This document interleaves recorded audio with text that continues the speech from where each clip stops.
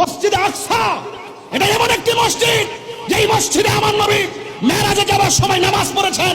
এই মসজিদ সেই মসজিদ যেই মসজিদের পাথরগুলো একদম সমুদ্রের তলদেশ থেকে জিনদের মাধ্যমে উঠানো হয়েছে।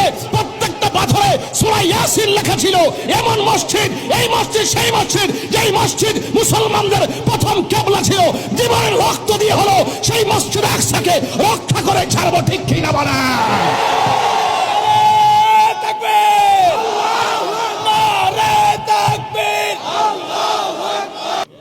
এবার মিল্লামিশা চলেন, সবাই মিল্লামিশা লন, আমরা ফিলিস্তিন যাই।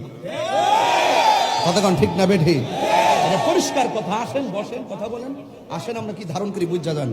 বয়েথের বাংলার জমিন স্যার তিন বেলা খাইয়া খেয়া খালি ফেসবুকে লিখলে চলতো না, ডাইরেক্ট চলে আমরা যাই। আমরা প্রস্তাব করে আমরা পাঠাই দেন, শুধুমাত্র বেশি আমরা ট্রেনিং লাগতো না, ডাইরেক্ট সমান করে বললাম। কতক্ষণ ঠিক না? আয়েন মুসলমানদের অবস্থা ভালো না। আমরা ঠেলাঠেলির কারণে কিন্তু এই সুযোগটা হয়েছে।